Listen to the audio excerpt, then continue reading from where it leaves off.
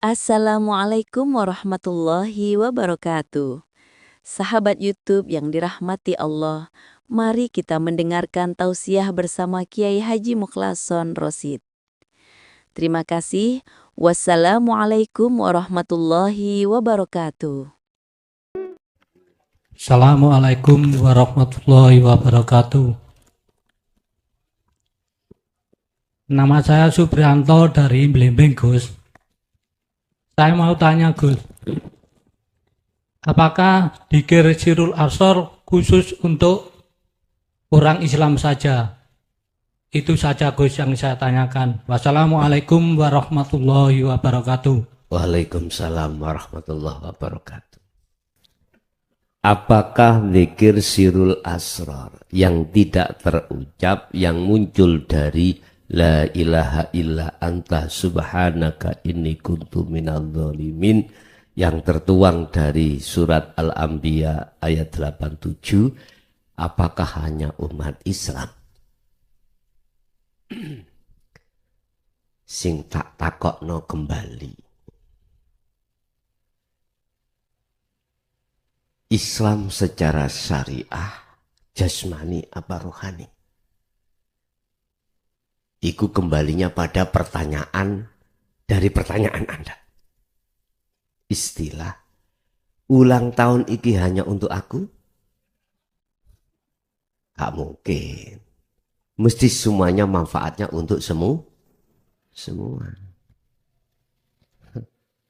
Oleh bocoran nih gua situ. Matur suwun.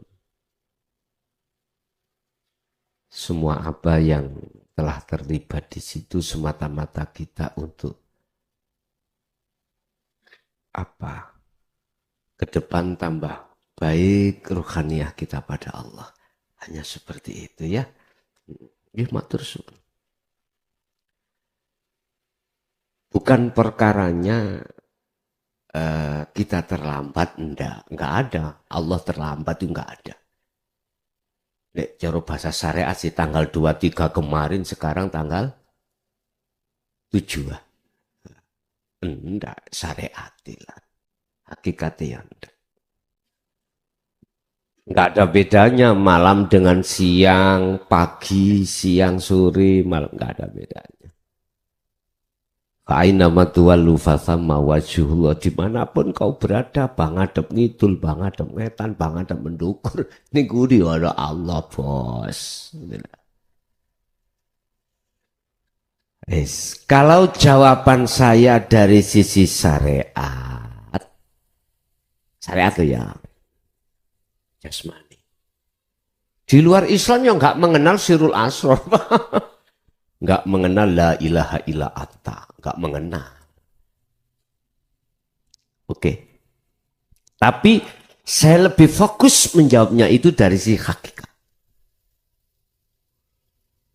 Karena dari sisi hakikat inilah yang di situ tidak hanya untuk umat Islam jasmani saja.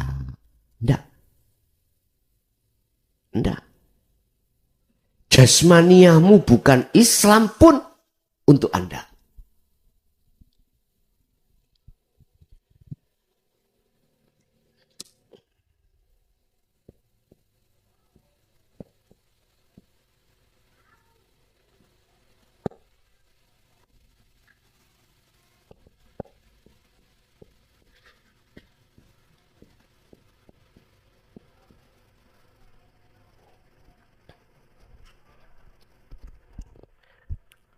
Di sini pakai kalimat Rob.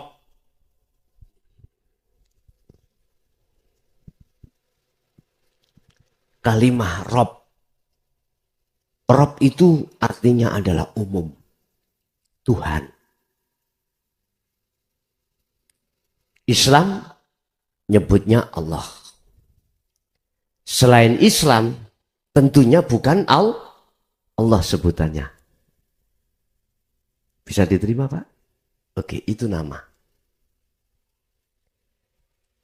Ada ayat lagi mengatakan tentang takwa. Ittaqullaha.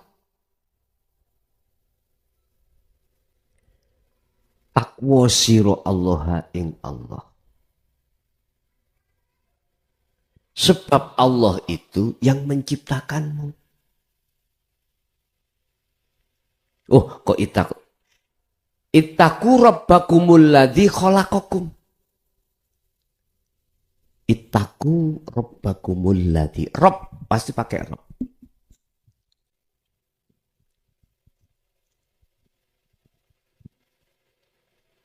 Katoke mudan-mudun ae.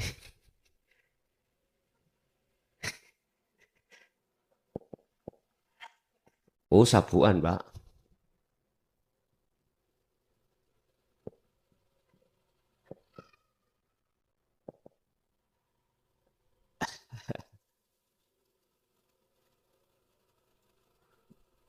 Khalaqakum. Pakai Rob.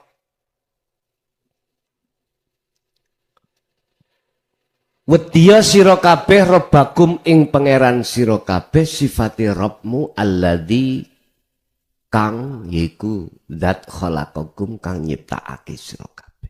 Rob. Wa anibu dan kembalilah kau pada Tuhanmu ila rabbikum Tuhanmu. Lah untuk bisa kembali pada Tuhanmu, disitulah Pak ada kuncinya.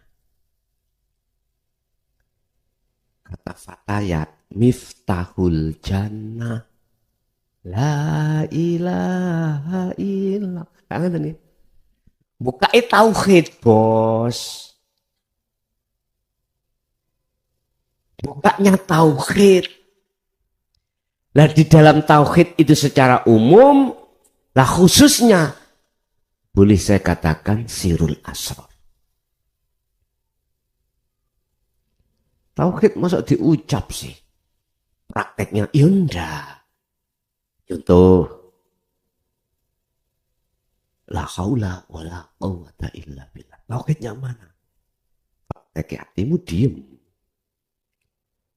Main rasa. Main iman. Ternyata rasa atau iman itulah yang dimaksud sirul asrar. Jadi agama selain Islam pun kembalinya harus lewat rasa atau lewat dzikir sirul. Cuman bahasanya bukan disebut adzikru bisirul asrar. Enggak. Entah sebutannya apa. Ada yang mengatakan sholat daim. Rasa. Bahasa Inggrisnya lewat apa? Meditasi mungkin. Wis macam-macam. Intinya wajib semuanya itu manakala ingin bertemu terhadap Tuhannya lewat sirul asrar wajib. Dan itu untuk semua manusia.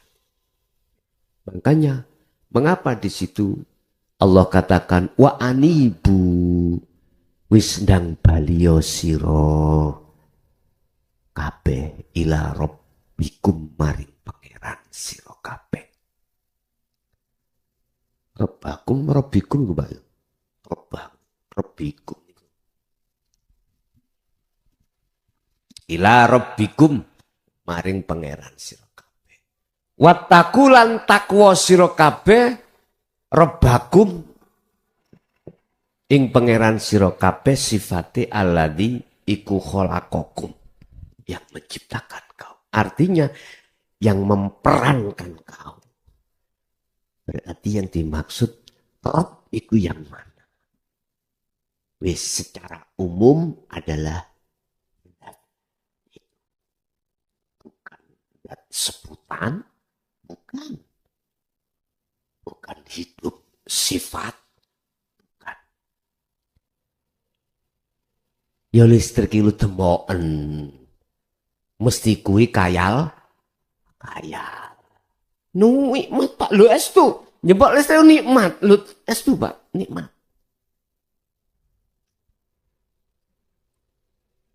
Ya seperti itulah. Kalau sampean tidak mau jempol listrik, kholwato wis. Fokus sirul asrarnya. Bapak Ibu hadirin leres Pak ya. Jadi sirul asrar itu untuk seluruh umat manusia, bukan hanya umat Islam secara fisiknya saja, ndak.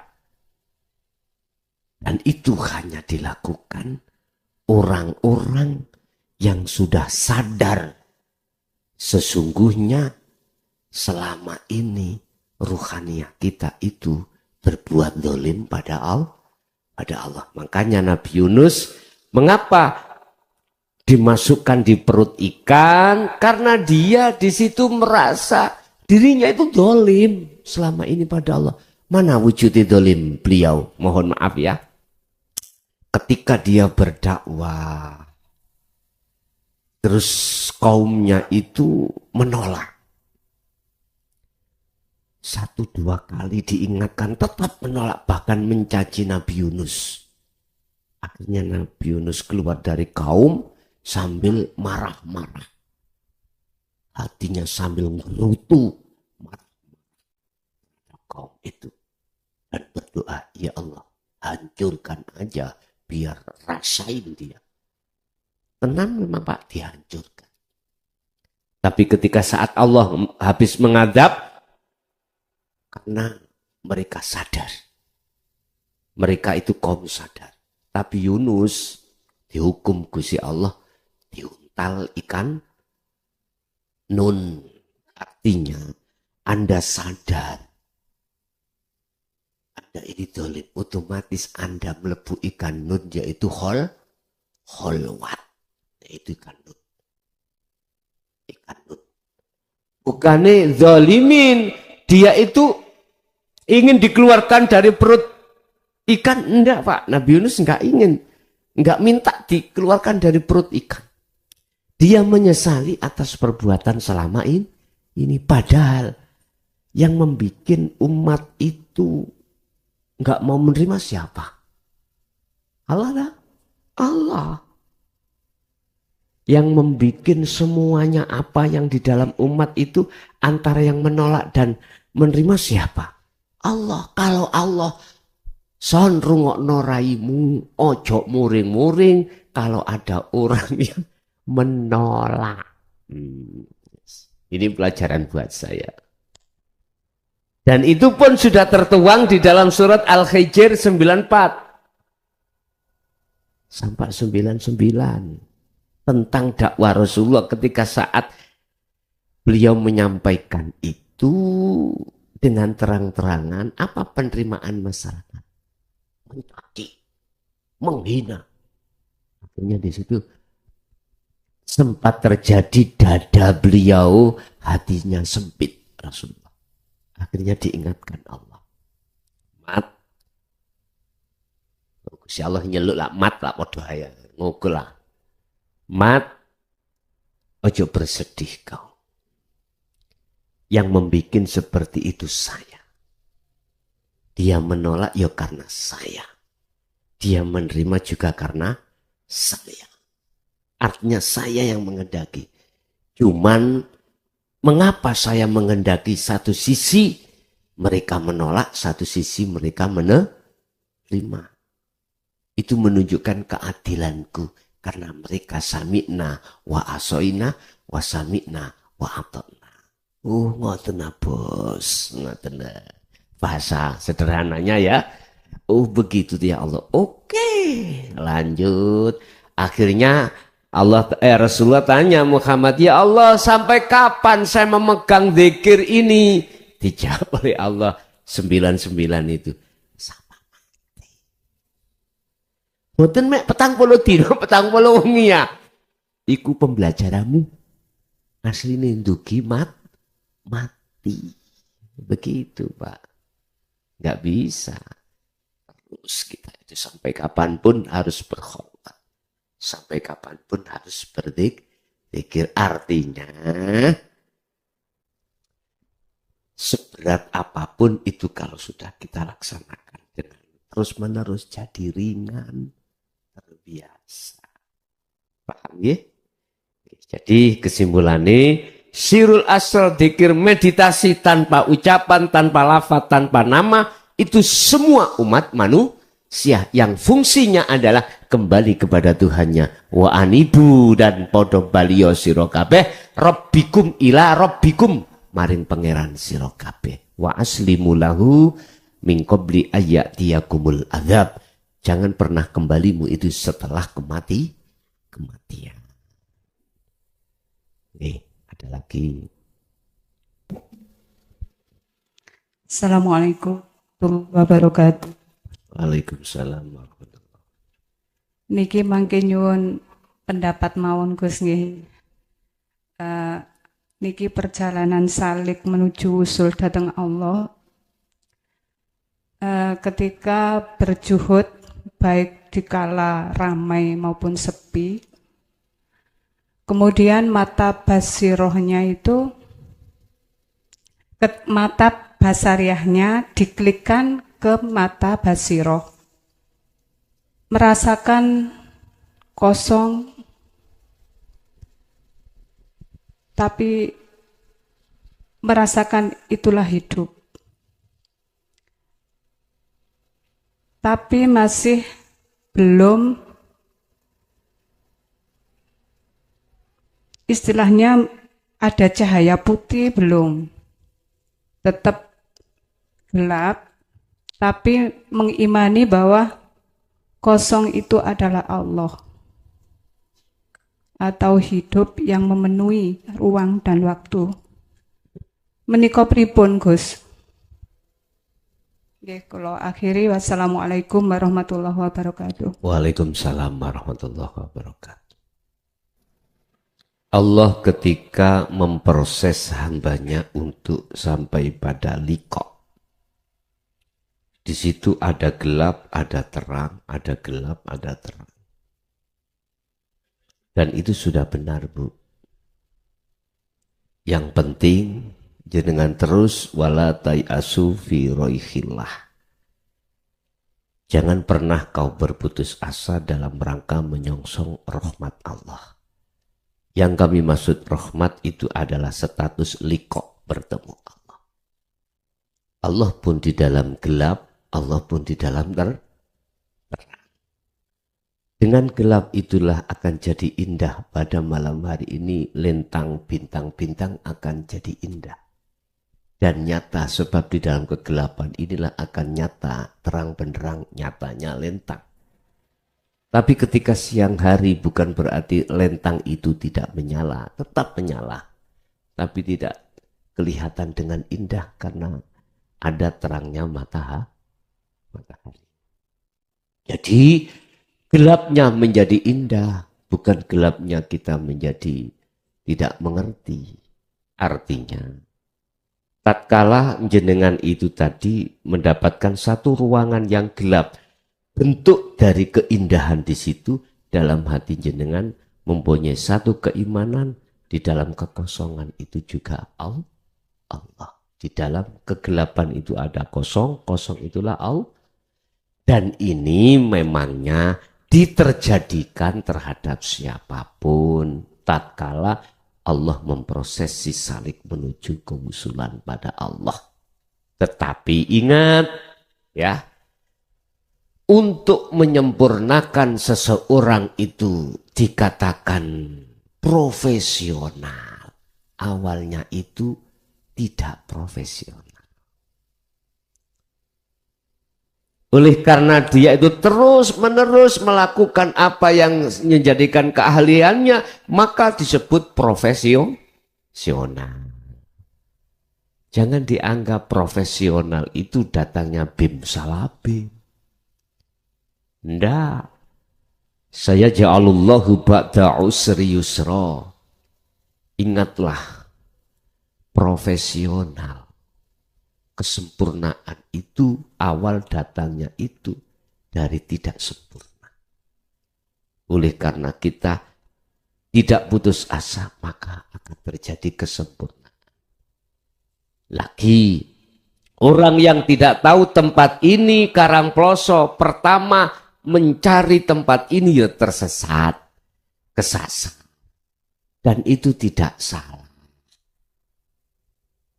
Enggak salah. Teruskan tersesatmu. Nanti akan ketemu kebenaran. Tanya sana, mana Karang Ploso masjid apa? Jalan masjid. Nah, tanya. Pertama ketemu orang yang tidak tahu, duko ya bu, mau semerap kula. Ya wis, gak putus asa tanya. Akhirnya ketemu dong. Berarti kebenaran itu akan kita dapatkan setelah kita berulang kali melakukan kesalahan.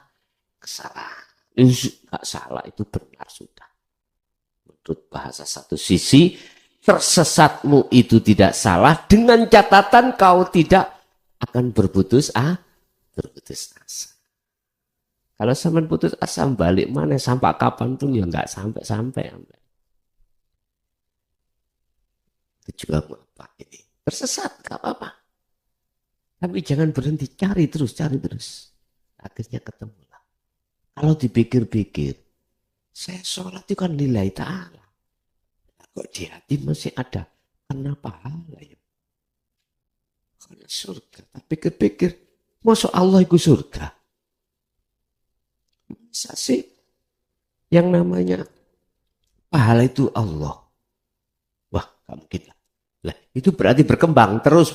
Akhirnya mencari. Oh, gitu ketemu. Sama jenengan dulu ya mantan orang tersesat. Itulah yang kumaksud, selamatkanlah domba-domba yang tersesat.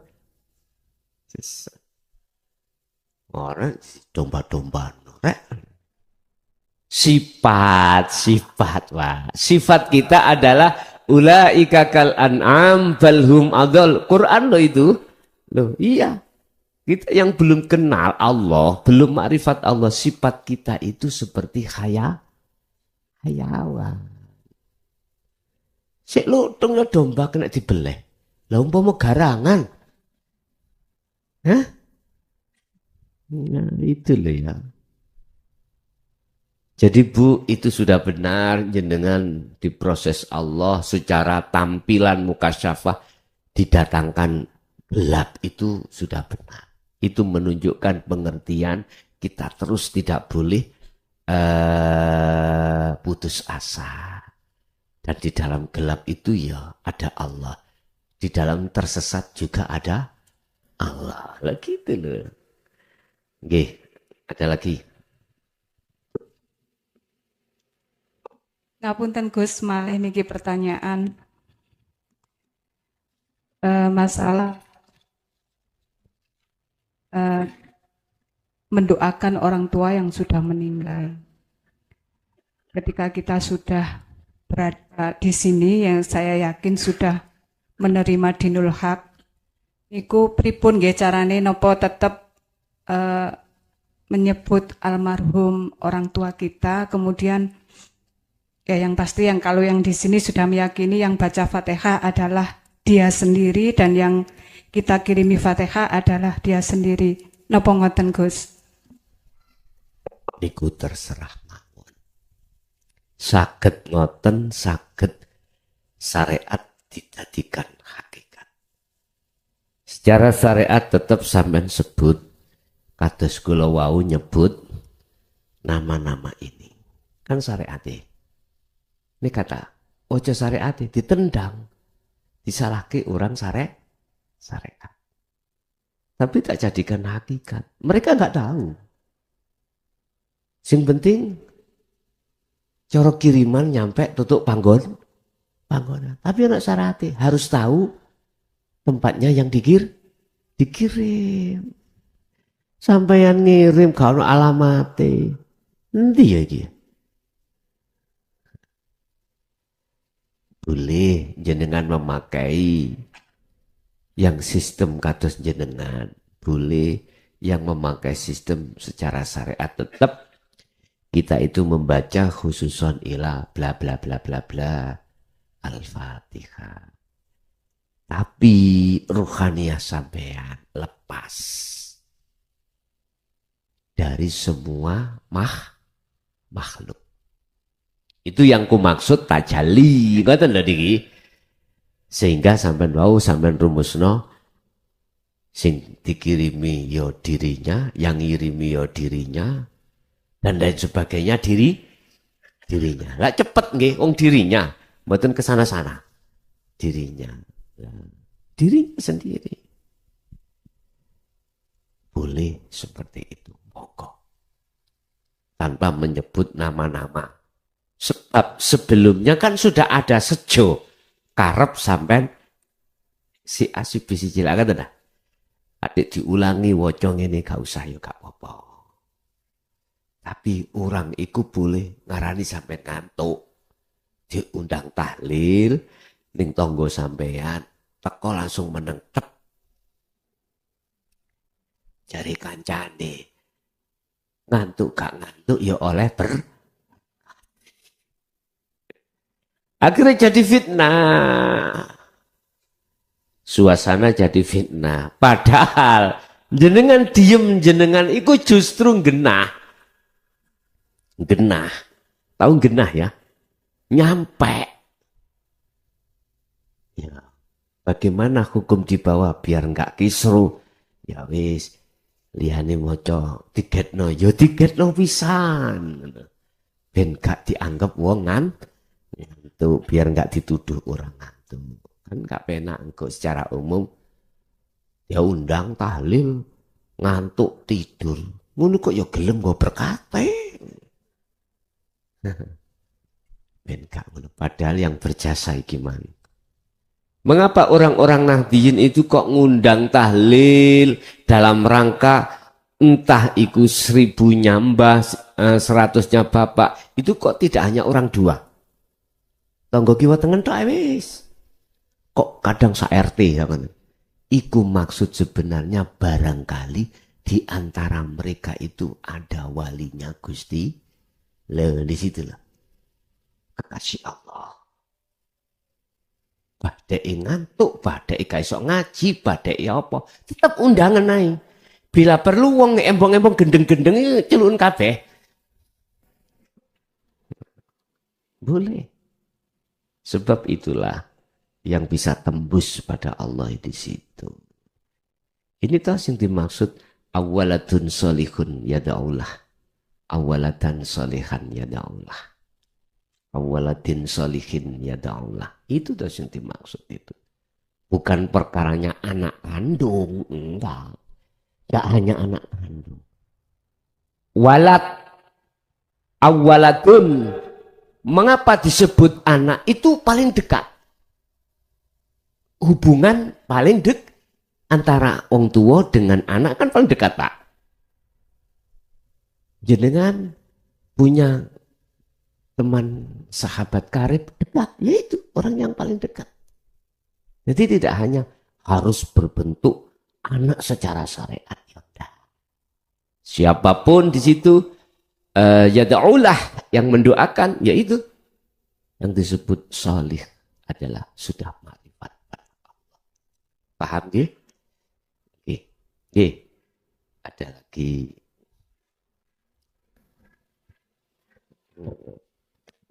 Kalau dikongeniling sampai nang Allah. Assalamualaikum warahmatullahi wabarakatuh. Waalaikumsalam warahmatullahi wabarakatuh. Saya Anissa Iskandar Gus dari Batu. Iya. Mau tanya. Ngeten Gus. Ada yang bilang, aku temangan undangannya Billah. Nah itu satu Gus. Undangannya? Billah. Dia bilang begitu. Billah. Ya. Okay. Itu yang pertama Gus. Mohon mangke dipun Yeah. pedar. Yang kedua, biasanya kita dulur-dulur juga mungkin gitu Gus, terutama saya ini. Kan ngendikane Gus ngaji ya dipraktekno. Lek praktek ya belajar dirasakno. Nah itu dari pertama Gus. Apapun yang kita lakukan, dzikir siri belajar sudah mulai Gus. Kemudian sirul asrornya, apapun yang kita kerjakan, mau tangan, mau melihat, mau berbicara, mau apapun itu sudahlah, itu punyanya Allah saja. Kita nggak ikut, nggak usah diakoni. Itu dalam kegiatan, Gus. Kemudian rata-rata kan ada yang tanya, ya apa sih salat khusyuk itu? Nah, saat saya tanya panjenengan kok sholat itu kadang mulai takbir sampai akhir. Sudah ikut wis iki kabeh penggawene Allah dhewe. Tapi pada saat mulai takbir, mulai rakaat pertama dan seterusnya, biasanya lep, nah itu mulai sudah Gus. Ono ae gitu. Nah, nanti balik-baliknya lagi Gus.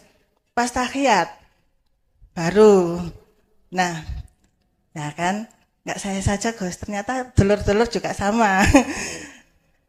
Terus gini Gus. Begitu dari rakaat pertama sampai akhir balik. Nanti pas tahiyat itu gini Gus. At-tahiyatu sudah mulai itu baru asyhadu alla ilaha illallah. Gus, itu di mulut, di bibir kita kan bacanya la ilaha illallah. Nah, pola hati itu la ilaha illa ana. Nah, kemudian pada saat yang kedua, wa asyhadu anna Muhammadar Rasulullah. Itu dulu saya nggak ngerti Gus. Nah, Muhammad ini kan Muhammad bin Abdullah itu kan nggak pernah tahu ngendikannya Gus. Iya. Sopo ya opo kan cuma nama. Iya. Selawat terus tapi nggak tahu. Iya. Nah, pada saat tahiyat itu Muhammad Rasulullah yang bersyahadat itu tadi la ilaha illallah lah rasa Gus ya ngapun nanti mohon diinikan itu Allah dewe sing nyekseni ra ono pangeran kejaba Allah ya Allah dewe Nggih. olah rasa Gus ya kemudian wa asyhadu anna Muhammadar Rasulullah ya sing nyekseni Muhammad utusane Allah ya Allah dewe. Itu gitu Gus.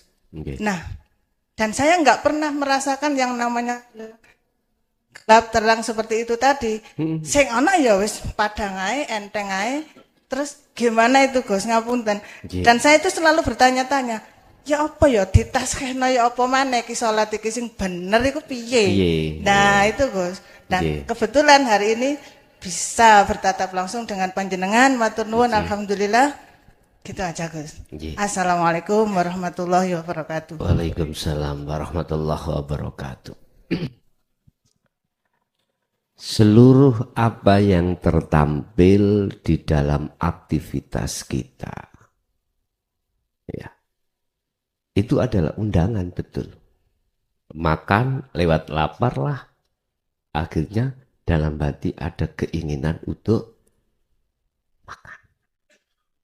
Berarti lapar itu adalah bentuk Allah memanggil. Undangan. Temui Allah di waktu makan. Berarti kita harus ngetrapke maksud daripada la haula wala quwata illa billah. Termasuk kita ngetrapke wa inna ilaihi raji'un. Yang intinya di situ ada nafi isbat atau tahali tajalli atau penafian keakuan hamba dan penetapan keakuan Allah yang disebut anak di situ. Tapi lantas jangan dibawa ke luar apa yang sebenarnya di dalam. Gusti Allah mangan. Jangan ya. Gusti Allah mangan. Masa Gusti Allah mangan? Jangan dibawa keluar, maksudnya itu. Anak tadi jangan dibawa keluar.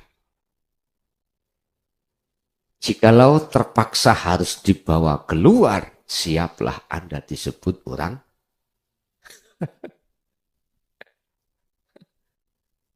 Padahal Anda nggak salah. Apapun itu bentuk memang ya. Wajib si ruhaniyah itu bertemu Allah di situ. Yang ngundangi kita. Apapun bentuk aktivitas. Saya juga begitu. Diundang Allah lewat anyes ini. Ya. Wingin ini. Ya wis masuk aja di situ. Syariate kok nek kadung-kadung nyendungsel wong ngoten mau nek. Bon. Yang kedua terkait sholat khusyuk. Terus yang ditanyakan bagaimana?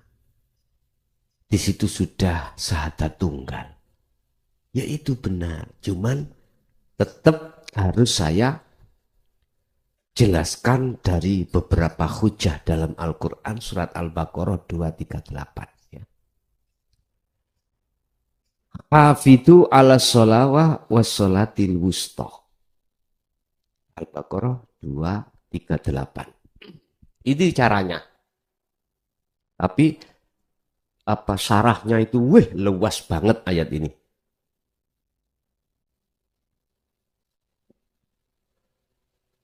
Hafidhu ala sholawati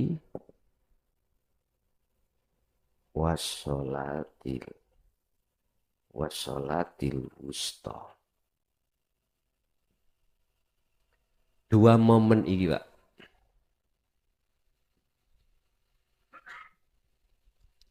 Al-Baqarah 238.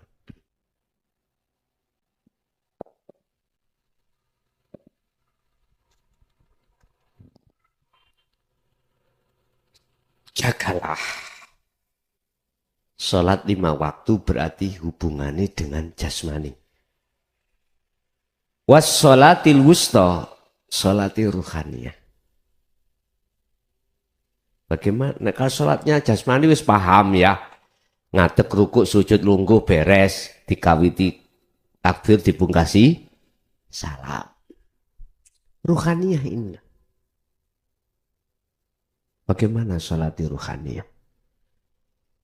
Itu tidak terlepas dari anikbutullah wajtanibut taghut. Iki sarai Masya Allah Pak. Jadi ini Malang iki luas ya. Kalau sak pucuke. Wassolatil wusta ini tidak saya terjemahkan secara muhakamah. Kalau muhakamah sarai itu di dalam tafsir itu sholat asar. Wusta itu tengah asar. Ada yang berpendapat ulama sholat asar. Tapi saya tarik dari sarah atau tafsir mutasyabihahnya. Atau secara Al-Quranul Qadimnya ini. Proses ilmu, amal, istiqomah.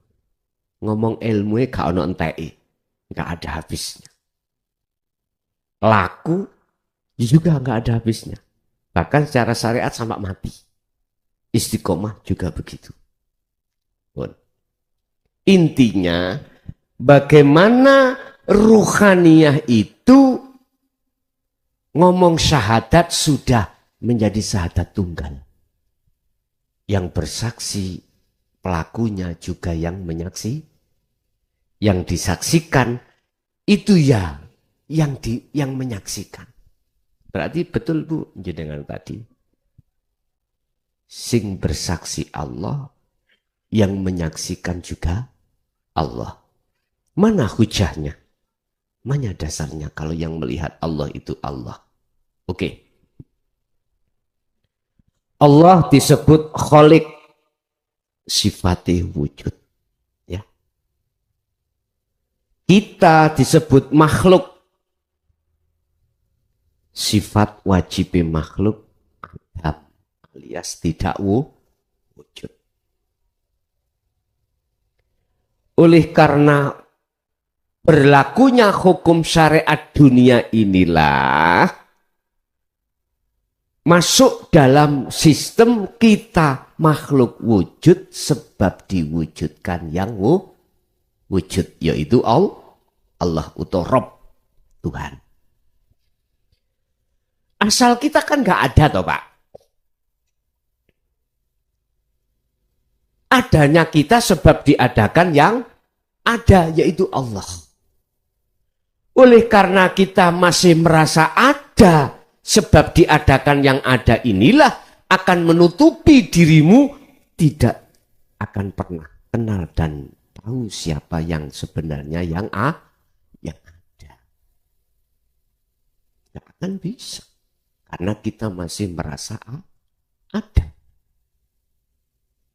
Walaupun adanya kita diadakan oleh yang ada, manakala dalam diri kita masih merasa ada, inilah akan menutupi dirimu sendiri terhadap kebenaran yang ada tadi. Oleh sebab itu, jikalau kau disebut sudah nyata yang ada sebenarnya, kembalilah ke asalmu. Asal kita tidak ada. Ketika saat kita sudah dikatakan wa inna ilaihi rajiun, kembali ke asal kita tidak ada, maka di situ nyatalah yang ada. Pertanyaannya, apa mungkin perkara yang tidak ada bisa melihat bersaksi yang ada? Nggak mungkin. Sebab yang bisa melihat yang ada itu yang ada sendiri. Inilah sebagai bukti dalil hujah syahadat tunggal itu di sini. Mengapa harus ada syahadata ini? Nah gitu toh. Dari hukum syahad. Itu karena proses syariat kita untuk sampai ke makrifat. Makanya dalam pembelajaran syahadat hakikat syahadat ini kan gini. Mengapa ketika asyhadu itu nggak boleh berhenti la ilaha? Harus sampai pada itu artinya. Hatimu, ruhaniyahmu itu harus sampai pada itu. Pada Allah. Bukan Allah yang kita sebut-sebut waktu di syariat, bukan. Lewat apa? Mata hatimu yang disebut rasa atau iman itu. Mengimani, merasakan hanya hidup itu. Yang dimaksud illallah. Di dalam objek apapun, aspek apapun. Hatimu harus condong di situ. Ini yang dimaksud mingkol bin zahidin. Hati yang condong hanya pada Allah. Bahasa syariati seperti itu. Dan inilah tanda-tanda nata ijo husnil ahwal. Keadaan rohaniamu itu baik di mata Allah. Yes. Terus yang kedua, mengapa di situ wa asyhadu anna Muhammadar Rasulullah. Mulai zaman Nabi Adam sampai sekarang kabeh ngomong Muhammad. Rasulullah sendiri mengatakan Muhammad. Kok gak Rasulullah sahadati wa ashadu anna. Kok tetap wa asyhadu anna Muhammadar? Ora ono sing iso njawab wong sak donya iki. Paling jawabane karena Nur Muhammad itu. Bukan itu, Bos. Buka kembali pada surat Al-Kahfi ya. Di situ tentang masalah basyar yang dikatakan oleh Rasulullah, yang diperintah Allah untuk mengatakan innama ana basyarun mithlukum. Katakan Muhammad, jikalau kau ini sama-sama dengan lainnya, yaitu makhluk. Jadi makna dari Muhammad itu adalah makhluk. Makhluk apapun.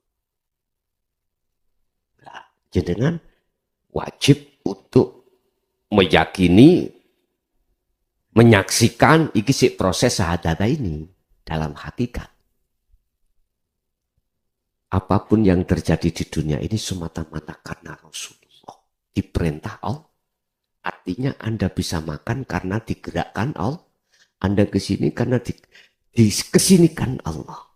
Ada sesuatu yang halus yang menggerakkan semua makhluk. Itu namanya Rasulullah. Nah, status itu adalah disebut Muhammad. Gak lagi gak perempuan. Sesungguhnya aku iki sama dengan kau makhluk basar manusia. Loh. Iku Rasulullah disuruh untuk Muhammad ibnu Abdillah disuruh Allah untuk mengatakan itu. Kalau aku makhluk sama dengan kau, lantas mengapa kau memuja aku? Memuji aku. Puja-puji sembahlah siapa yang kupuja. Berarti kembali kepada ruh asyhadu ke ilallah. Ini kan sih proses syahadat secara hakikat dari syahadat ini. Jadi harus ada satu iman bahwasanya apa yang terjadi pada dirinya makhluk semata-mata karena ada sang penggerak imannya pada hidup itu. Maka inilah syahadat Muhammad itu di situ. Jadi seluruh apapun makhluk itu bisanya koordinasi, bisanya dia itu bersosialisasi, bisanya apapun itu semata-mata karena Rasulullah. Artinya diperintah Allah, dikongkon Allah. Jenengan kerja, jenengan apapun, imanmu, rohaniamu harus di situ. Itu syahadat. 2. Nah sekarang bagaimana sekiranya syahadat ini menjadi syahadat esa, syahadat tunggal. Dengan dalil makrifat Allah yang disebut makrifat Allah itu di dalam makom ahad tunggal. Hanya Allah yang berlaku. Lah ini. Maka Anda harus wajib melakukan atau zikir yang untuk sampai pada makrifat. Kalau sudah makrifat berarti yang melihat Allah itu Allah sendiri. Lah kitanya mana? Tidak ada. Berarti yang bersaksi pada Allah itu dirinya sendiri. Terus pertanyaan berikutnya, mengapa kami itu tidak mengalami gelap dan terang itu. Dan itu kadang-kadang dalam sholat kami juga kadang lupa. Kliknya itu ketika syahadat, saklian syahadat tidak klik belas. Oke Bapak, tadi saya katakan, ingatlah bahwasanya Allah memproses kekasihnya itu tidak langsung kita itu bim salabim nek maksum. Gak bim salabim nang bakok. Kita itu dimasukkan di mahfud dulu. Di dalam mahfud ada fana dan kamil. Setitik klike pada Allah makrifate. Yang dikamil kata makrifate daripada tidak. Kalau sudah dimaksum bakok ya sudah. Diemmu, berbicaramu, pendengaranmu, penglihatanmu, tidurmu, terjagamu, ya udah 1 detik pun tidak bisa untuk lepas. Kalau ditanya dari sisi sistem ilmu, sebab bagaimana itu? Ngomong sistem ilmu. Kembali jawabannya ada di surat Al-Ahzab. Mengapa Allah dawuh? Wahai orang-orang yang beriman, uzkurullaha dzikron katsiron. Mengapa di situ ada katsiron? Teruskan, perbanyak dzikir, ingatmu. Itu semata-mata untuk, itu tadi, meningkatkan proses kelas dari kita fana ke kamil ke bako. Itu secara sistem memang alasannya seperti itu. Tetapi kita harus ingat. Allah berkata, selain daripadaku tidak ada yang bisa memberikan manfaat atau mudarat. Bukan karena kegunanmu beristiqomah, tidak. Semata-mata karena rahmatku. Jaizkulah kau tak pindah dari satu kelas ke kelas berikutnya dan sampai kelas bakok. Begitu. Yang terpenting kita sebagai pelaku si salik itu apa? Proses perjalanan Anda untuk bertemu Allah, jagalah tali itu dengan semampu. Tali yang kumaksud adalah zikir. Begitu Bu ya.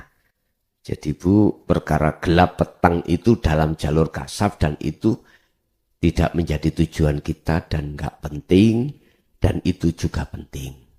Artinya Allah menghendaki satu A seperti itu urusan Allah. Si B tidak mengalami gelap dan terang. Ya karepe Allah, yang penting enjoy nyaman. Benar sudah.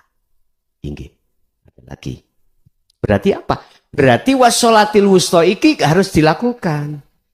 Ruh itu harus juga melakukan sholat. Di tengah-tengah jasmani melakukan sholat 5 waktu. Sering saya kasih contoh. Ketika kau berdiri, rukuk, sujud, duduk. Udah sibukkan hatimu merasakan kehadiran hidup dalam dirimu yang menggerakkan ini. Mudah saja. Ngomong.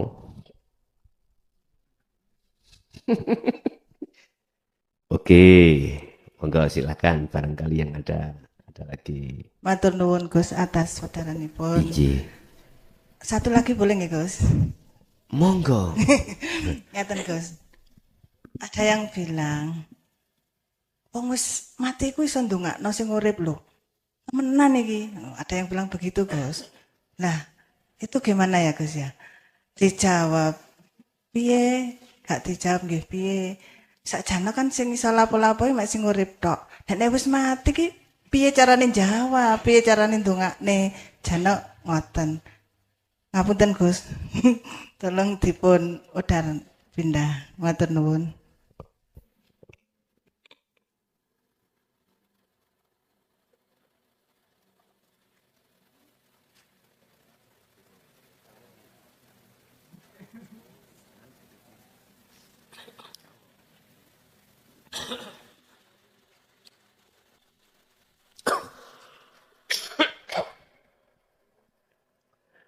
Nek sing wis mati iku wis tau mati, betul Bu.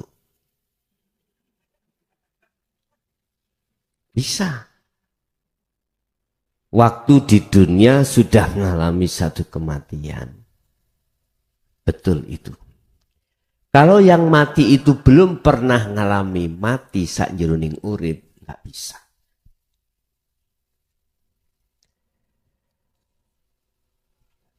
Dibuka di dalam surat Al-Baqarah ayat 154.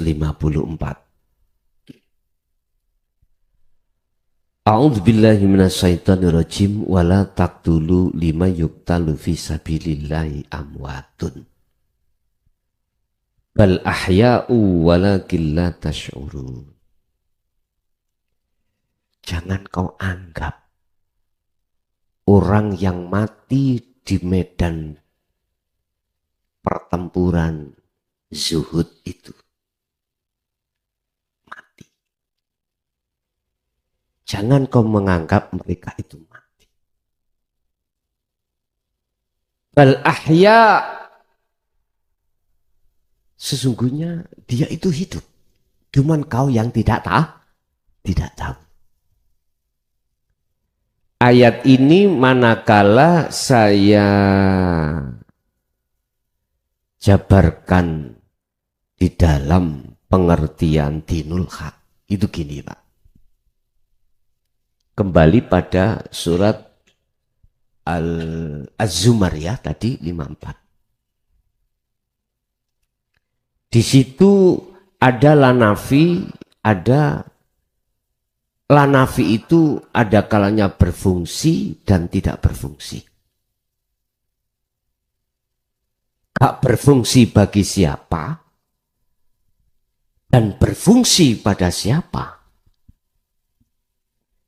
Di akhir ayat itu ada kalimat gini Pak. Summa la tunsoru.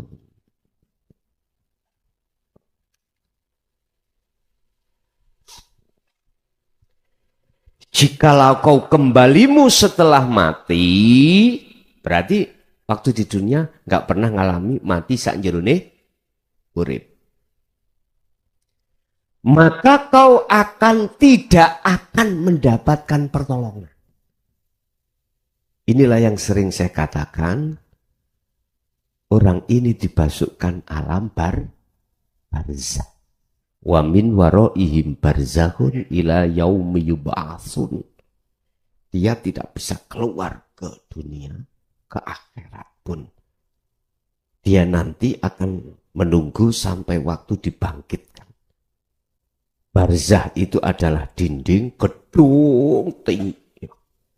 Gedung yang gelap, yang tertutup, tidak akan pernah bisa keluar. Makanya jenengan ojo percaya ambek lagu ben malam Jumat lah. Mulai kabeh ya. Gak iso. Yang khusus ada di alam barzah, nggak bisa. Kecuali Pak dapat sifat jaiznya Allah, iki nggak tak bahas. Udah. Tapi miturut ayat surat Al-Baqarah tadi, jangan kau pernah menganggap orang yang mati di medan peperangan atau di medan zuhud dia mati, itu mati. Enggak. Bal ahya. Bahkan dia itu sebetulnya hidup. Cuman la tash'urun, Anda tidak mengerti. Inilah Pak Bu, seseorang yang sebelum mati sudah rohnya itu ngalami kematian. Yang kumaksud kematian di sini sudah tidak merasa dirinya akunya hamba yang segala-galanya, balik di dalam dirinya keakuan Allah atas segala-galanya, hidup tadi. Kalau seperti itu, maka ketika dia meninggal secara syar'i, la ini enggak fungsi, Bu. Wis dihapus saya. Tapi ini tak hapus ya, syariat keliru, Pak.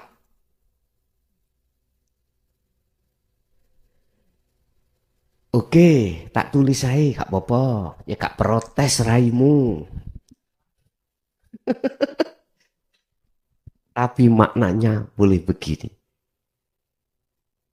Kemudian kau pasti akan mendapatkan pertolongan. Ini nggak tangguh.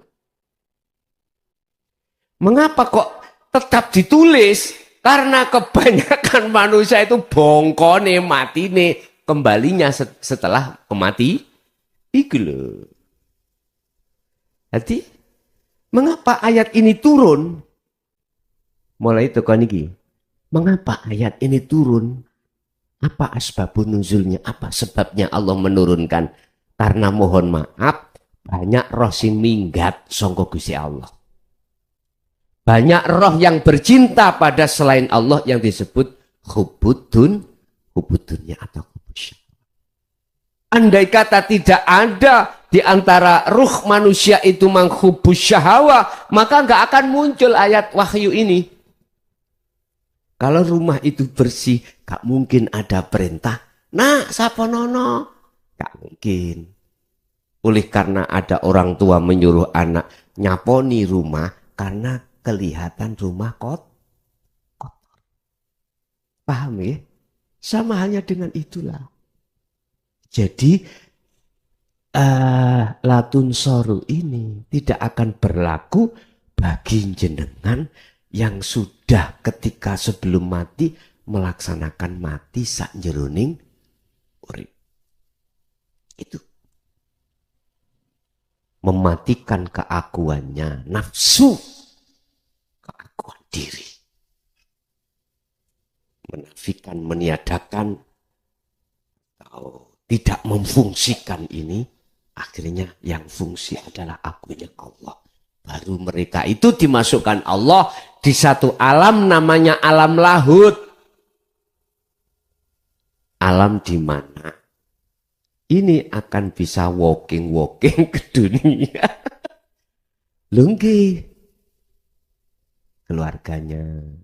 Makanya saya setuju. Dia mengatakan bisa berdoa untuk keluarganya. Bisa. Karena enggak mati ya deh. Ya terserah ning kono piye. Yaiku istilah ditarik dalam kesimpulan wong Jawa yang namanya pelem gadung. Nanti cukulnya yo gadung. Tahu pelem ya? Pohon mangga. mangga namanya jenis gadung. Nanti peloknya cukul ya gadung. Nguwoi ya gadung. Mbok nek sampean setek. Itu maneh. Wong Jawa ngarani woh iku rutuh gak adoh saka wite. Buah itu jatuh tidak jauh dari pohonnya. Tapi kalau dibawa codot, ayo wis ureane iki wis macam-macam. Lho nggih Pak Codot itu bisa membawa kaleng-kaleng. Nah, wong balik desa saya sana itu ben isu itu kok ya akeh anune jambu padahal tak delok ndukur niku nggih plafon. Apa jenenge reng. Padahal plafon kok akeh. Oh berarti Codot njukuk kono dipangan kene to. Gitu. Wis urain dhewe wis ngene iki. Artine apa, Pak? Tidak selamanya, mohon maaf, orang becik atine iku muncul dari orang tuanya becik. Tidak selamanya. Bisa jadi nata iju husnil ahwal, hatimu bagus condong nang Allah. Bisa jadi, mohon maaf, kita itu bukan keturunan wali, bukan keturunan nabi rasul, tapi keturunan orang nakal bisa jadi. Dan itu kehendak Allah. Ya, kehendak Allah. Tak? Makanya jangan pesimis. Anu Gus, bapak mbokku iku germo. Tahu germo ya? Pagere agomo. Kulo kaget. Ono pondok iku germo. Kulo kinten germo iku PSK. Tiba itu tulisannya pagere agomo. Oh jangan pesimis. Ayatnya mengatakan Allah tidak melihat siapapun status. Tapi bagi mereka yang dikehendaki dari unsur manapun bisa jadi. Ngaten. Yang penting kita harus sadar. Jadi leres Bu, teng mriku saged. Jadi arwah yang dimasukkan Allah di dalam alam lahut hanyalah kekasihnya. Sayaquluna alladziina qalu udkhuluha bisalamin aminin. Malaikat itu gak wani takon marobuka. Gak berani. Sing takoki Gusti Allah kok lati takon Gusti. Mboten wani, Pak. Akhirnya hanya mengatakan selamat datang, perjalananmu aman, steril. Monggo lewat pundi Anda masuk, tempatmu sudah disediakan. Nek gak percaya ndang mateo. Tapi ya iku sampean kudu balisik nang Allah, monggo. Monggo lah. Monggo. Jadi orang meninggal itu ruhnya itu ada jalan dua. Ada jalan gelap, ada jalan terang. Yes. Tergantung ketika di dunia itu lewat jalan mana. Laksana sepur, kereta api, relnya masing-masing. Yang arah sana, sini, jurusan mana itu, Yogyo. Ya mesti rel yang Yogyo.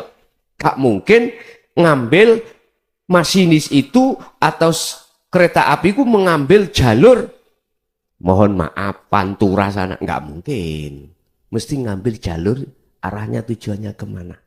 Sayaquluna alladziina qalu udkhuluha bisalamin aminin. Para malaikat itu hanya bisa berkata selamat datang, tempatmu sudah disiap. Nek percaya tuntutan aku sesuk. Lah iya. Lah iki dawuh. Sing dawuh duduk klason, Bos. Nek kuwi ndelok klasone mesti ngomong kadap itu. Sakersa. Oke. Itulah hamba-hamba arwah yang dikehendaki Allah lewat sifat jaiznya bisa menemui ahlinya. Cara guru bisa menemui muridnya. Itu semuanya juga atas dasar izin Allah. Oke. Ada lagi.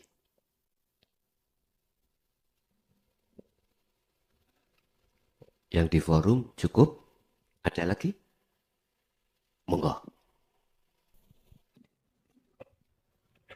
Assalamualaikum warahmatullahi wabarakatuh. Nama saya Heri dari Karangploso Wetan. Alhamdulillah ini yang pertama kali saya diajak teman saya. Ini ada pertanyaan, manusia itu terdiri dari jasad dan ruh.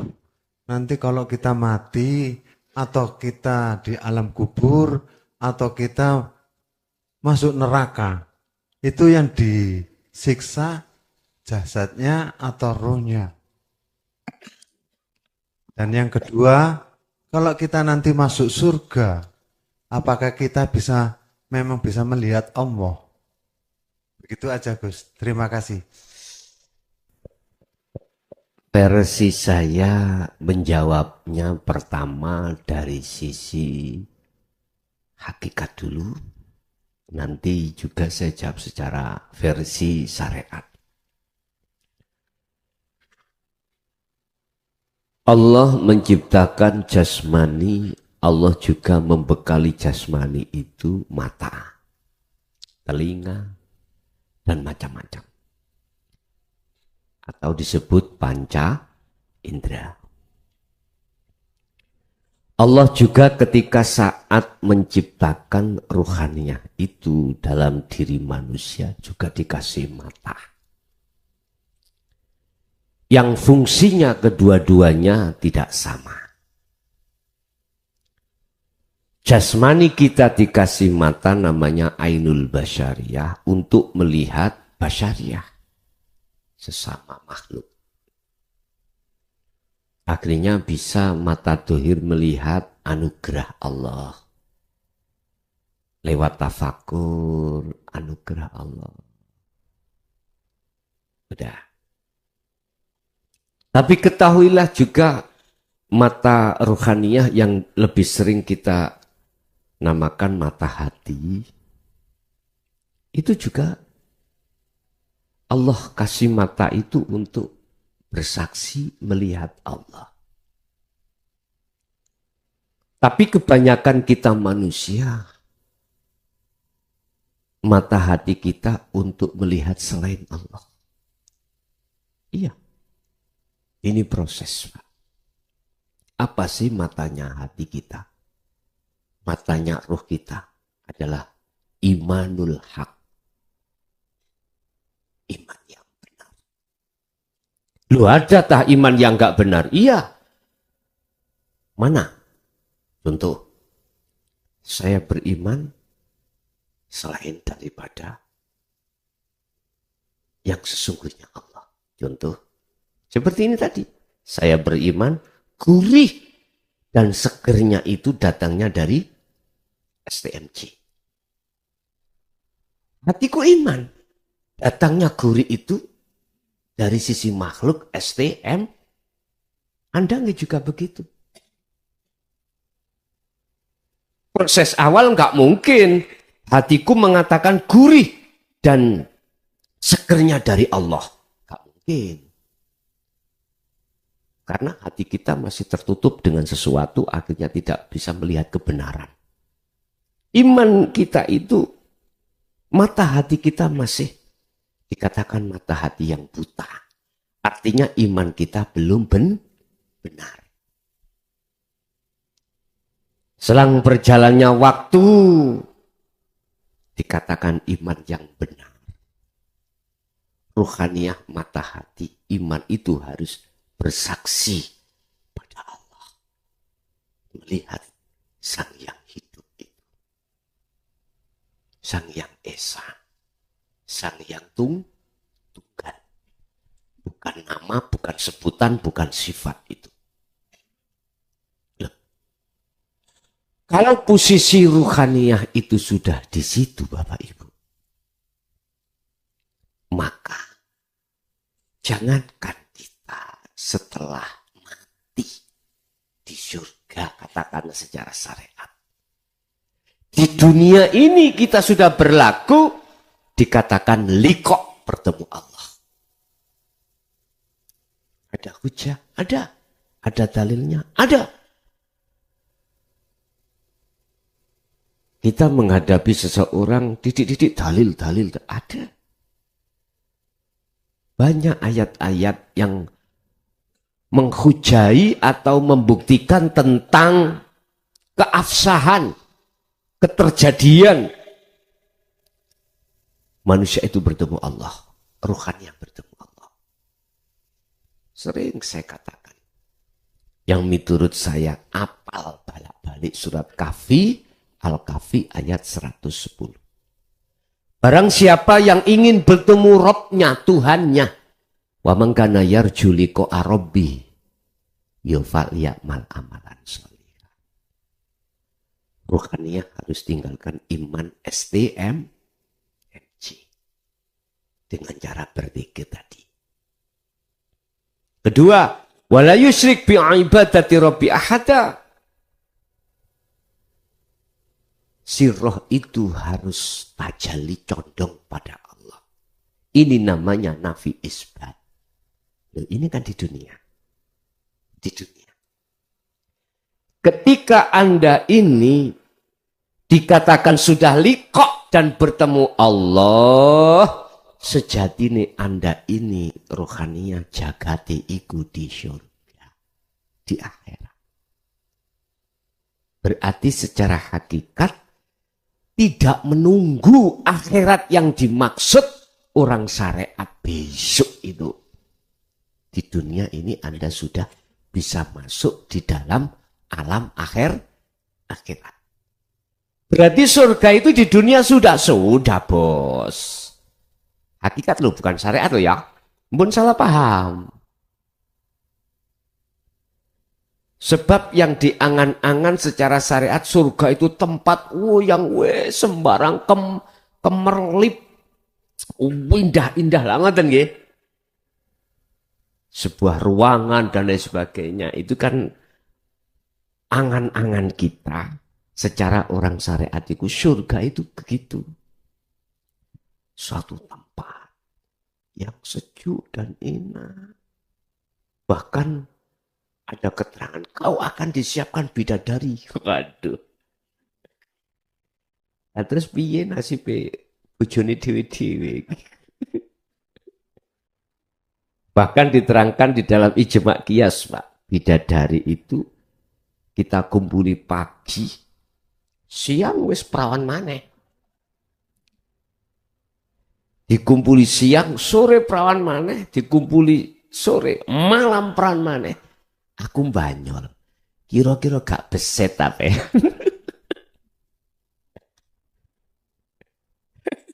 Iki guyon ya. Masa guyon. Udahlah. Aku tidak kata. Jadi secara hakikat, jangankan yang dimaksud akhirat surga besok setelah hari kiamat dan hari kebangkitan, hari penghisapan, hari melewati Shiratal Mustaqim, di dunia ini sudah. Secara hakikat, bukan secara syariat. Mana? Gini Pak. Lewat hujah ala bidzikrillahi tatmainul qulub. Ingatlah, hanya dengan kau berzikir pada Allah, jiwamu akan tentram, hatimu akan tentram.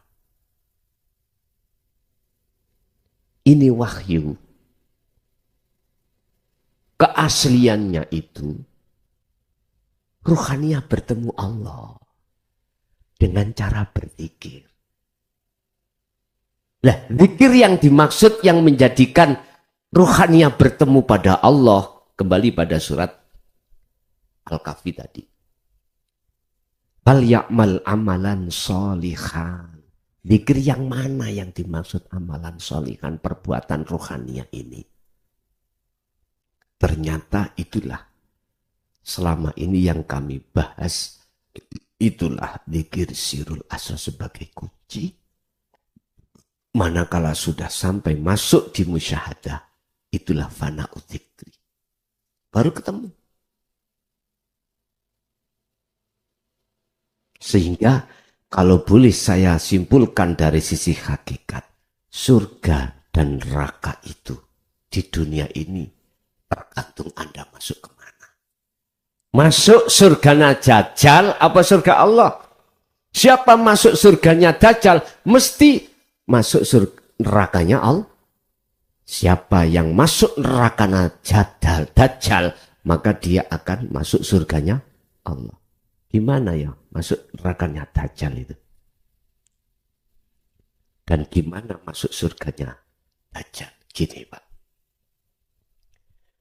Dajjal itu membuat Anda harus ngikuti dia. Rohaniyah dipaksa untuk cinta ambil syahwatut dunya dengan syahwatut dunya. Ini. Akhirnya pola pikir akal kita, pola pikir roh kita apa? Sukses dunia. Dituntut sukses dunia. Atau boleh saya katakan mengejar karier. Sampai S1, S2, S3. Bahkan SSSS. Akhirnya jadi sabu. SS lah sabu-sabu. Iku kode Pak. Sing gak tahu mlebu penjara gak ngerti gak. Sing tahu mlebu penjara SS. Ini wis paham. Padahal maksudnya itu sabu. Bapak Ibu, siapa di dunia ini hatinya sudah klik Allah, mesti damai. Ketika nikmat dihadapkan Allah, kita bertemu Allah, menjadikan nikmat itu menjadi jalan untuk bertemu Allah, maka damai hati kita. Musibah didatangkan Allah. Justru musibah itu kita jadikan jalan untuk bertemu Allah di situ. Jadi nikmat sampai. Jadi menjadi tenang. Itulah syurga. Siapa di dunia sudah seperti ini, tak pastikan di akhirat pun secara syariat ahli syurga. Yes, ya, wis. Gambar itu ya menyesuaikan dengan isi gambar. Ingat waktu SD sampai dulu MI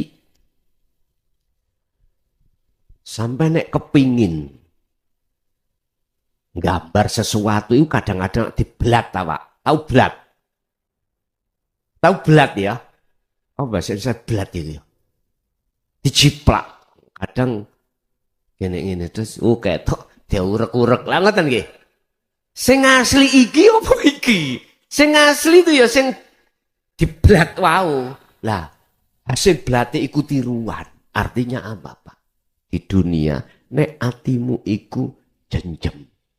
Jenjeme ati sebab ketemu Allah. Di akhirat mesti jenjem. Di dunia siapa yang masuk surganya Dajjal, pasti dia akan masuk nerakanya Allah. Di dunia Pak, suka-sukanya adalah hubus syahwat. Sampai kapan? Sampai Allah katakan hatta zurtumul maqabir, sampai mati. Siapa yang bermegah-megahan dengan duniawiyah, alhaakumut takasur, akan menjadikan dia lalai pada Allah sampai dia meninggal. Sampai mati beliau. Otomatis gambarmu sisuk ya. Jadi neraka niku si Allah. Tapi sapa wonge, siapa yang ada di dunia berani masuk nerakanya Dajjal, otomatis dia masuk surganya Allah. Maksudnya apa? Ya itu tadi. Jenengan iki potongane wong hakikat iku melarat-melarat. Ora enak-enak tok. Artinya apa? Kita itu di dunia mepes rogo, mepes nyawa. Iriyadati wal azkar, dituntut untuk kholwat, untuk hati tinggalkan yakfur bitawud, meninggalkan kesenangan dunia ruhaniyah. Ketepatan jasmaniah walaupun isih gembul dengan kenikmatan dunia atau kesenangan dunia, tetap sampai ikuman diwajibkan tetap untuk meninggalkan cintanya hati pada selain Allah. Waput Pak, sorong. Kalau dibanding dengan mereka enjoy enak-enak. Itu nerakanya Dajjal. Rakanya Dajjal tampilannya panas, tapi ketika dimasuki adem. Ya naru kuni bardau wasalaman ala Ibrahim. Memang api itu sifatnya panas, Pak. Sifat itu nanti akan dihilangkan Allah. Api nggak bisa apa. Bisanya panas karena ada Allah. Berhubung Anda kekasih, api gembul api, ya nggak panas. Api gembul api, nggak apa. Paham maksud saya? Gini loh bos, sing nguasai api kan Allah. Lah ngaten nggak? Walaupun sifat api membakar panas, yang membuat panas itu juga Allah. Lah Anda itu kekasihnya, bagaimana mungkin kekasihnya itu tega melihat kekasihnya kayal? Gak mungkin lah bos, gak mungkin. Akhirnya di dalam hikam Allah katakan, tidak hanya anugerah, tidak hanya nikmat Anda jadikan sebagai jalan untuk bertemu Allah, bahkan musibah itu pun jadi jalan untuk bertemu Allah. Dan itulah sing kula maksud neraka gak panas, tapi panas kanggo orang lain. Sampai orang lain ketika saat menghadapi neraka Dajjal wis putus asa. Lah piye to Pak, dihadapno tiap hari jauh berbang. Bang Titil gak wani muli sampai tonggone yo gitu. Mencari karena utang Pak. Wis langsung ae nggo duit 10.000 nang pasar beli tali, tambang langsung. Wis. Kabul kaca. Wis, itu yang pertama. Jadi tidak hanya ahli syuhud di akhirat, di dunia pun bertemu Allah. Terus secara syariat tidak bisa diterima keterangan ini. Bertemunya Allah itu besok ketika di akhirat di surga. Apakah benar? Ya takok kiai sing ngomong ngono mang. Benar apa ndak? Insya Allah. Lah ngoten nggih. Menurut keterangan itu memang benar, di akhirat besok kita akan bertemu Allah bagi mereka yang ada di surga. Padahal itu kinayah. Kinayah. Menunjukkan terhadap diri kita bahwasanya lewat anugerah surga itulah kau akan bisa bertemu. Surga itu anugerah. Lewat anugerah itulah kau bisa bertemu. Berhubung angan-angan kita. Surga yang dimaksud besok di akhirat. Akhirnya di dunia kita nggak ada kesempatan. Waktu kita gunakan untuk kembali dan bertemu Allah. Akhirnya apa? Kita masuk di dalam pemahaman pertemuan terhadap Allah itu setelah kematian secara jasmani ini. Pertanyaan saya, betulkah itu? Dan seluruh dunia tidak ada yang bisa menjawab. Karena belum pernah mengalami. Hanya karena dasar keterangan sebagai hujah ini. Iya dan tidaknya sama-sama semuanya mengatakan katanya. Kata kiaiku. Ya, ngerti nggih. Terus ya ini sing wis gak ono. Kata kiaiku. Kata-kata. Oleh sebab itu biar enggak kata-kata, katanya. Buktikan dirimu sendiri dengan cara bagaimana.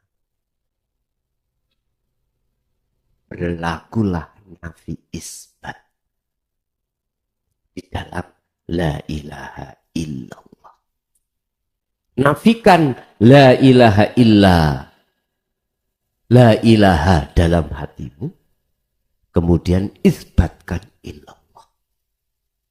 Artinya apa?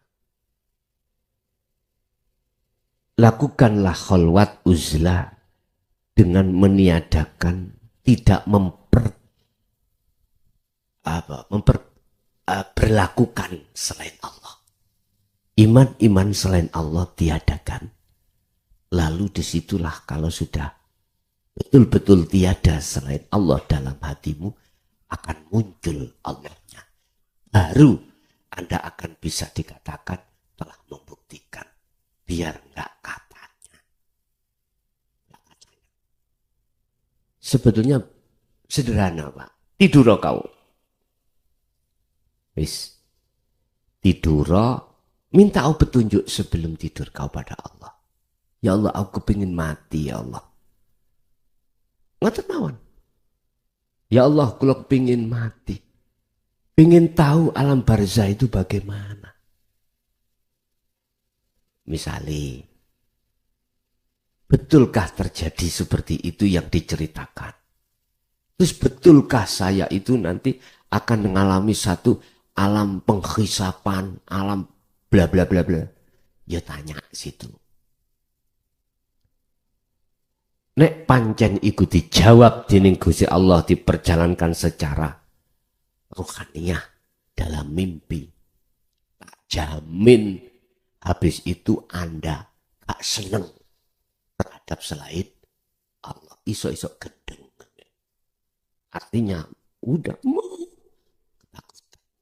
Sampai diterangkan umpama orang-orang manusia ini di dunia hidup ini kok ya dengar jeritan tangisan siksaan orang kubur, ora eneng wong sing atine iku mau nyenengin dunya, ora eneng. Wes tuh. Maksudnya ngene-ngene iku nyenengi dunya, ngoten ta. Ora eneng wong iku sibuk ngurusi dunya atine. Ora. Atine iku mesti dzikir terus.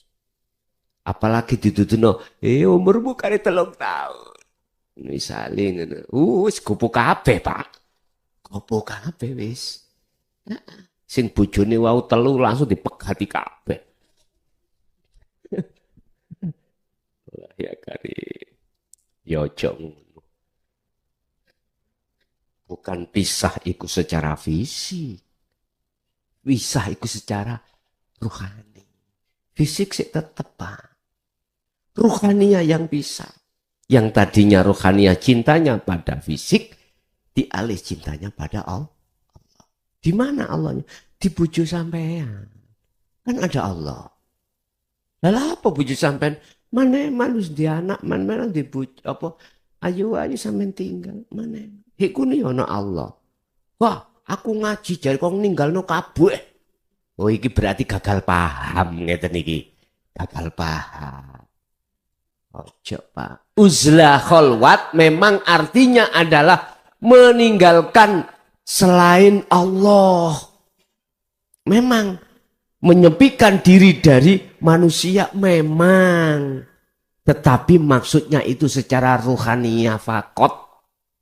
Hanya ruhaniyah. Jasmania sih tetap. Jasmania tasik tetap. Ya dirangkul kabeh fid dunya hasanah juga wa fil akhirati, itu maksudnya. Allah iku ya ora ning guwa tok kono ora. Tidak hanya di gua, tidak hanya di tempat sepi. Allah itu ya ning lokalisasi kok. Aja guyu, Pak. Lho nggih. Allah iku ya ana nggone pangkune purel ya. Nemen to kula ngomong ngeten iki. Nemen. Artinya apa? Silakan jasmaniamu berinteraksi dengan duniawiyah. Yang duniawiyah itu sudah ditata dengan hukum syariah. Tapi ruhaniamu tetap pada Allah. Pada Allah. Itu loh maksudnya. Khalwat itu di situ. Jadi Bapak, secara syariat betul besok di surga itu bertemu Allah. Cuman pertanyaanku, sebelum kita meninggalkan di dunia ini ganti alam lagi, bagi kita yang belum bertemu Allah di situ, betul tak akan bisa bertemu Allah? Lebih-lebih betulkah nanti di surga akan bertemu Allah? Ini nggak ada yang bisa jawab kecuali insya Allah. Karena pertimbangan dalil secara syariat. Tetapi secara hakikat sudah ditegaskan. Sopo sing tatkalane ning donya meripat atine wis gak wuta, maka di akhirat pun tidak wuta. Sebaliknya sopo wonge tatkalane ning donya meripat atine wuta nang Allah, di akhirat pun akan buta dan jalannya lebih sesat. Mangkana fi hadhihi a'ma fahuwa fil akhirati a'ma wa adallus sabila. Itulah jawaban yang pasti. Nggih. Nggih, ada lagi. Monggo.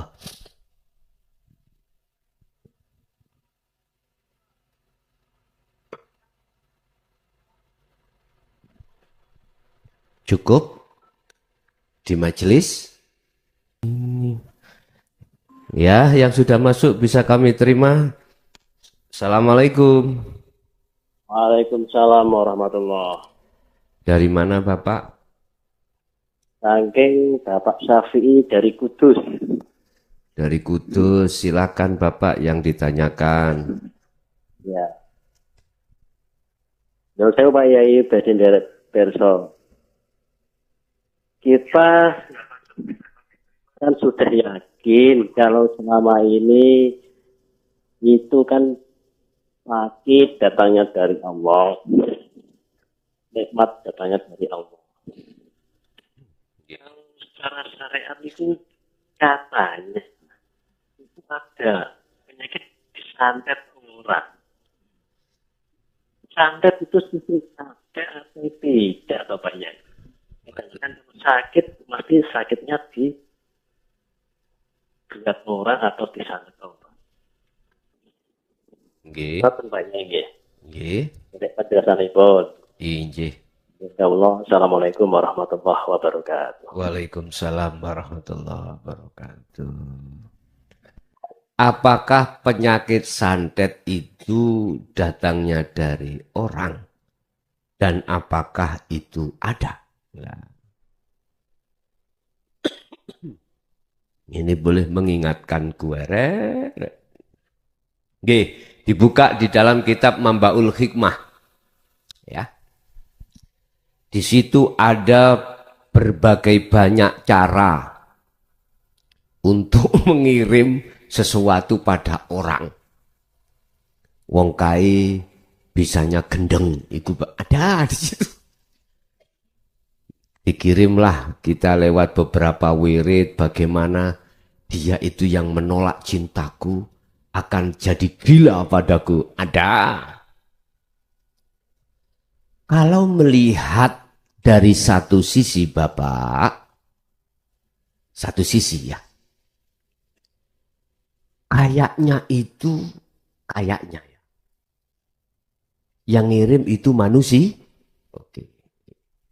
Bentar, ada yang masuk. Kita terima. Halo. Oh, dipateni. Ini pun. Saya teruskan. Ketika saat kita itu bergaul di dunia mukasyafah, Pak. Itu pasti iman kita diseret terhadap orang.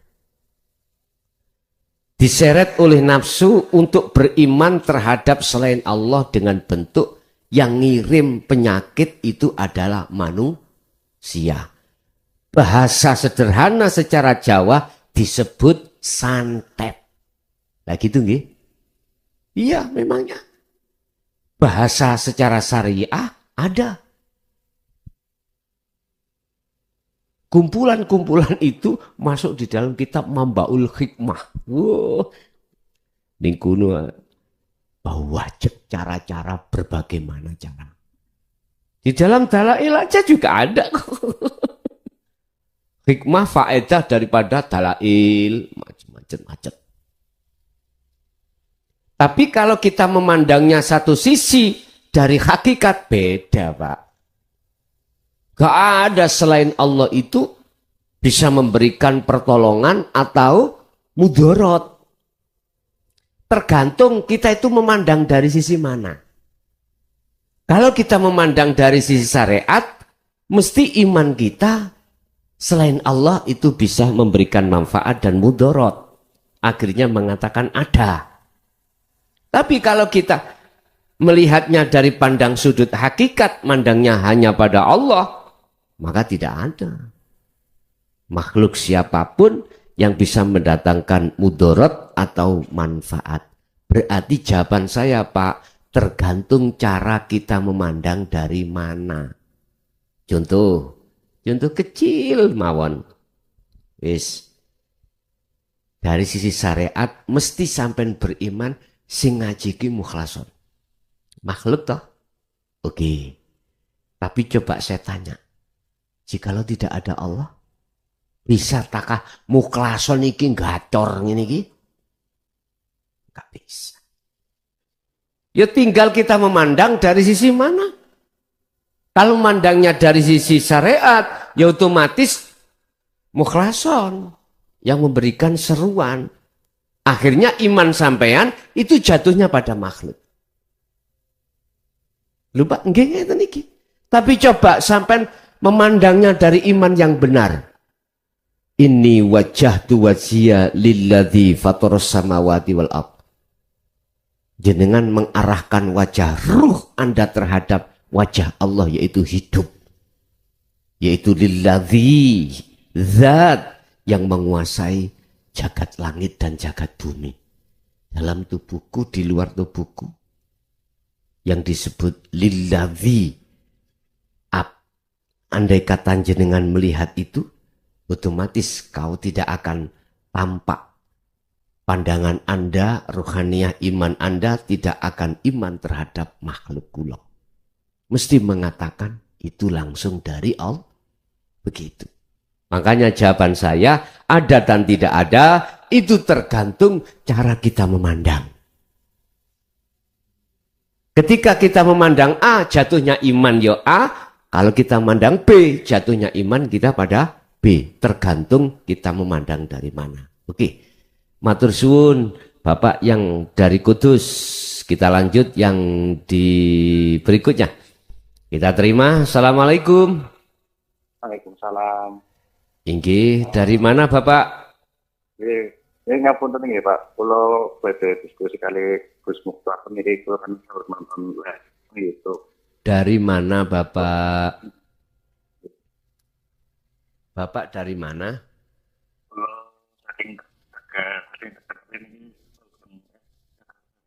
Oh gitu. Nggih, langsung.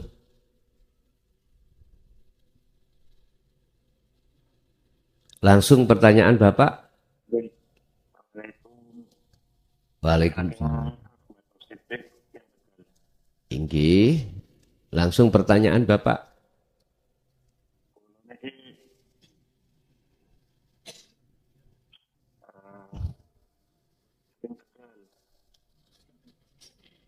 Iya, yang ditanyakan Bapak apa?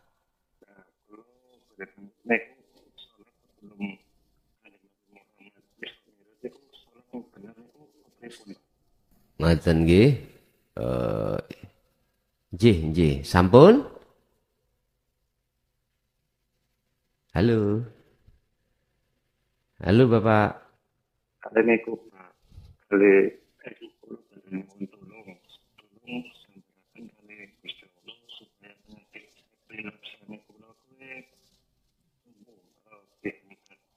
Oh gitu. Nggih. Sampun? Nggih pun matur suwun Pak. Assalamualaikum warahmatullahi wabarakatuh. Waalaikumsalam warahmatullahi wabarakatuh. Apa sholatnya Rasulullah sebelum Isra Mi'raj? Pengertian sholat ai ad-du'a. Bukan ad-du'a itu minta. Doa adalah bertemu kembali, bertemu Allah, menghadap pada Allah. Itu maksudnya salat. Kalau yang ditanyakan apa salatnya Rasulullah sebelum Mi'raj itu, jawabannya mudah. Apapun aktivitas secara zahiriyah Rasulullah itu husnul a'mal. Husnul a'mal nataiju husnil ahwal. Artinya apa? Seluruh aktivitas Rasulullah secara jasmani loh, apapun. Apa makannya, apakah bahkan semuanya termasuk hajat pada karwa-karwanipun. Beliau jadikan jalan bertemu Allah. Itu salat beliau. Apapun yang dilakukan secara jasmani yang disebut husnul a'mal, beliau itu nata ijo husnil ahwal. Buah yang muncul dari ruhaniyah itu bagus di mata Allah. Lah dikatakan bagus manakala mingkol bin zahidin, ruhaniyah itu bertemu condong pada Allah. Itu tadi saya katakan, inni wajjahtu wajhiya lilladzi fataras samawati wal ardh. Itu salat beliau. Jadi ketika umpama dia naik onta, ruhaniyah itu ya sholat.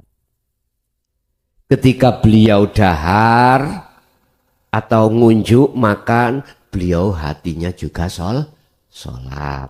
Bertemu Allah. Ngoten lho, Bos. Apapun itu. Yang itu tidak keluar dari ani butullaha wastanibut tauhid. Sebab gini, Muhammad, aku ora bakal ngutus awakmu dadi utusan ning dunya, dan atau aku ora bakal ngutus utusan sebelum awakmu ning dunya kecuali ilaihi annahu la ilaha illa ana fa'budun, nyembah aku. Aku lho bahasane iku ana. Kecuali awakmu tak kongkon menyerukan tentang ana, tentang tauhid la ilaha illa ana. Dengan begitu fa'budun, dan juga nanti menyembahnya itu bisa ke ana. Mungkin di dalam hadits qudsi Allah bersabda gini, janganlah kau sembah namaku, sifat datku, tapi sembahlah aku. Yang itu maksudnya. Artinya jenengan ini harus makrifat pada Allah dari segi apapun. Dalam setiap aktivitas apapun itu begitu. Itu cara Rasulullah sholat atau bertemu Allah seperti itu. Nah, ketika Isra Mi'raj sudah datang, akhirnya pulang membawa oleh-oleh sholat, akhirnya dikatakan as-sholatu mi'rajul mu'minin. Sholat itu bisa kau jadikan sebagai orang mukmin mi'raj, bertemu Allah. Pertanyaannya,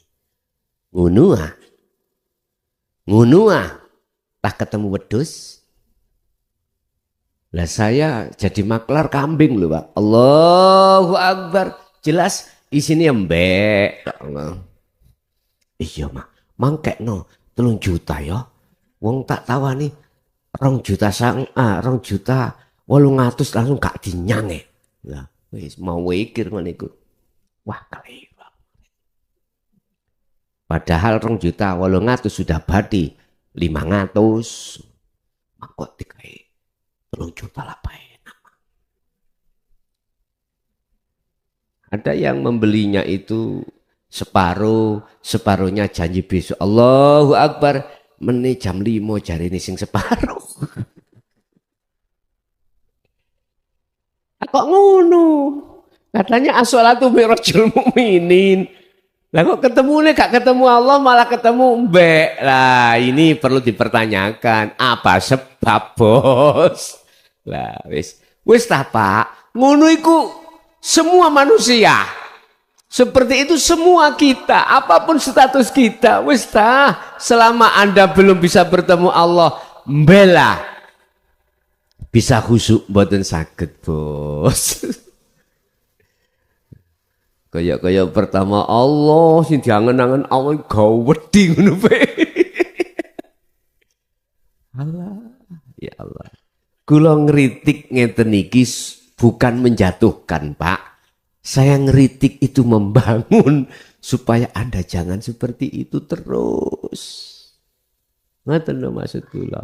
Enggak menyalahkan ndak. Memang proses kita itu seperti itu awalnya, gitu. Fatalaqqa Adamu min rabbi kalimatin fataba alaihi. Nabi Adam itu namanya nabi, Pak, ya. Yang ngalami kesalahan iku mangan buah khuldi, cuman ning kono iku Allah dawuh, Adam, kuwi pengin balik nang negeri asalmu. Nggih Gusti, nang donya iku rawat. Bojo kula takai napa saya kasih blonjo. Gak cocok ambek atine muring-muring wis sumpek. Ya wis nek kuwi kepengin bali, trimo niki. Fatalaqqa Adam min rabbi kalimat. Kalimat yang dimaksud di sini ajaran dinul haq itu, Pak. Itu wis terus lakonono.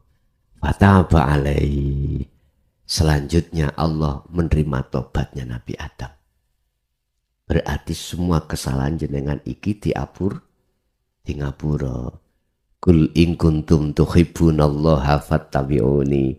Jikalau kau ingin jadi kekasih Allah, lepaskanlah cintane rohaniyahmu selain Allah yang disebut hubbus syahwah mang. Jikalau ini kau lakukan yuhibbukumullah, Allah akan menerimamu sebagai kekasihnya. Terus kesalahan saya yang kemarin bagaimana? Diteruskan ayatnya itu Ali Imran 31 tadi.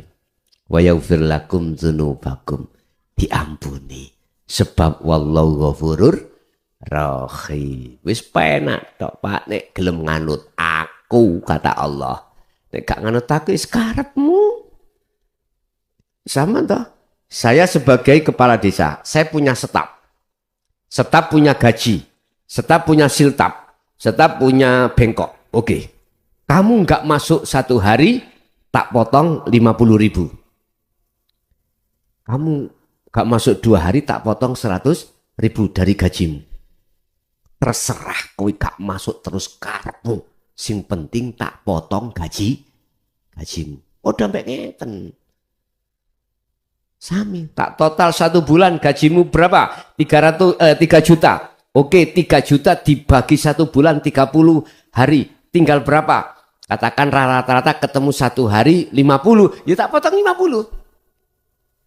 Aku enggak melarang kau tidak masuk kerja. Enggak, silakan. Tapi konsekuensinya tak potong gajimu. Akhirnya jangkep 1 bulan gak nerimo gaji ya. Ya gak usah nelongso. Sudah aturan. Sudah aturan. Sama dengan hal yang seperti itu Bapak Ibu. Oke. Jadi Bapak atas pertanyaan jenengan di Tegal tadi, yang sekarang ada di Kudus. Apa Mang? Oh iya Jakarta. Pertanyaannya apa Mang?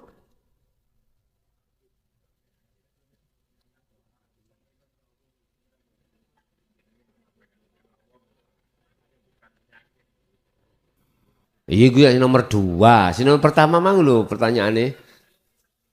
Isra Mi'raj. Jadi tentang sholat Pak ya. Jadi saya jawab ya semua aktivitas itu. Akhirnya ditambah lagi 5 waktu kalau sekarang. Pertanyaan aku, dalam sholat 5 waktu hatimu ingat siapa? Mbak, kalau ingat Mbak, otomatis di luar sholat aktivitas juga Mbak. Sami.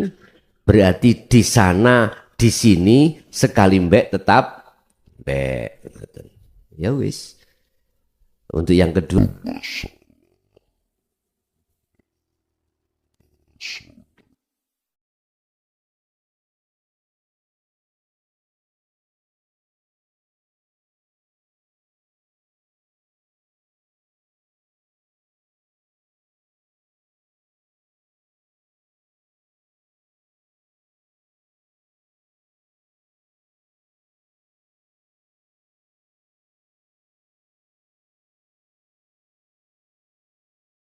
Walah sih jam 11 ini. Kalau sudah, oke, saya tutup. Bapak Ibu hadirin jamaah rahimakumullah. Itulah apa yang telah diberikan pada Allah, dari Allah untuk semua hambanya yang dikehendaki.